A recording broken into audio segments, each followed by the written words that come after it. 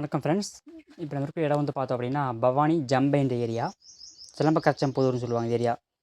ரொம்ப சந்தோஷமான விஷயம் என்னென்னா, மரம் பார்த்தீங்கன்னா இப்போ இருக்குன்னு தெரியும். நியர்பை 7-8 மாதம் 7 மாதம் தாண்டுது. ஆவரேஜ் 7 மாதம்.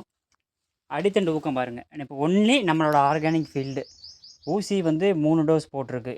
சின்ன பிள்ளையாக இருக்கும்போது ஒன்று, அடுத்த ஒரு கேப் விட்டு ஒன்று, அப்புறம் வண்டுக்கு ஒன்று, சருகு பிரச்சனைக்கும் இந்த மரம் ஊக்கம் வர்றதுக்காக போட்டது. ஊசி மட்டும் தான் போட்டிருக்கு. பெருசாக மருந்து, உரம், கெமிக்கல் எதுவுமே அடிஷனலாக கொடுக்கல. மரத்தோட வளர்ச்சி பாருங்கள். மரம் வளர்ச்சி அடித்தண்டு ஊக்கம் பார்த்தோன்னா சரியான ஊக்கம், கொஞ்சம் நெஞ்ச ஊக்கம்லாம் இல்லை.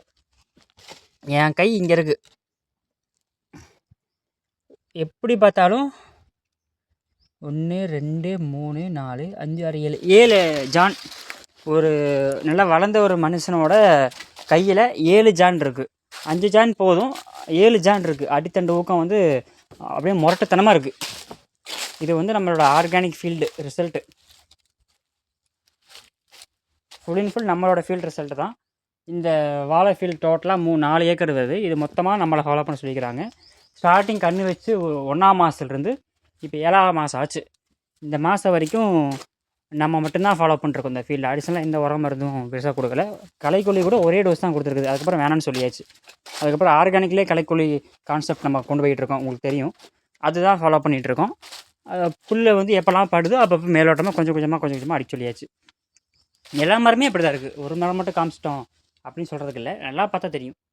எல்லா மரத்தோட வளர்ச்சியுமே ஈக்குவலாக தான் இருக்குது. அதான் மெயின்.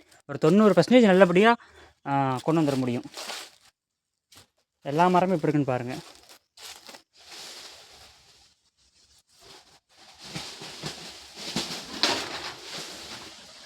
நிறைய பேர் பொறாமப்படுற அளவுக்கு இந்த வாழை ஃபீல்டு வந்திருக்குன்னு விவசாயி சொல்லியிருக்காரு. ஏன்னா அந்தளவுக்கு க்ரோத் இருக்குது, தெளிவாக இருக்குது பாருங்கள். பார்த்தாலே தெரியும், ஜம்முன்னு இருக்குது வாழை. அருமையான வளர்ச்சி. ஃபுல் அண்ட் ஃபுல் நம்ம மட்டுமே கொண்டு வந்து நம்ம மூலியமாகவே வந்த ஃபீல்டு தான் இது. எல்லா வாழையுமே 5 ஜான் 6 ஜான் 7 ஜான் அடித்தண்டு ஊக்கம் இருக்குது. ஸோ உங்களுக்கும் இந்த மாதிரி வாழை வந்து கம்மியான செலவில், சரி செலவு அதிகம் பண்ணிப்பீங்கன்னு நினைக்கலாம்.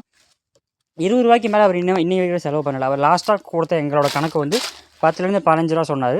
சொல்லி ஒரு மாதம் ஆச்சு. இன்னொரு 5 ரூபா சேர்த்து போட்டால் கூட 25 ரூபா, சரி 30 ரூபான்னு வச்சுக்குவோம்.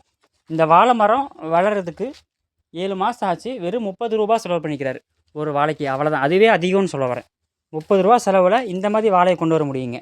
ஸோ ஸ்டார்டிங்லேயே நீங்கள் வந்து சொல்கிறீங்க அப்படின்னா ரொம்ப கம்மியாகவே முடிச்சிடலாம். 25 30 40 ரூபாயிலேயே அதிகபட்ச செலவு வந்து ஒரு வாழைக்கு வெட்டு வர வரைக்குமே, காய்க்கு ஸ்ப்ரே வரைக்குமே நம்ம கொடுத்துக்க முடியும். உரத்துலேருந்து, ஸ்ப்ரேயிலேருந்து, ஊசியிலேருந்து, வண்டிலேருந்து, கள்ளிப்பூச்சியிலேருந்து எல்லா பிரச்சனைக்குமே நம்மக்கிட்ட தீர்வு இருக்குது. ஸோ நீங்கள் தேவைப்படுறன்னு கான்டாக்ட் பண்ணலாம். மெயினான விஷயம் என்னென்னா, விவசாயிகளுக்கு நல்லது பண்ணுற நோக்கத்தினால தான் நம்ம இந்த டீமாக நாங்கள் சேர்ந்து பண்ணிகிட்ருக்கோம்.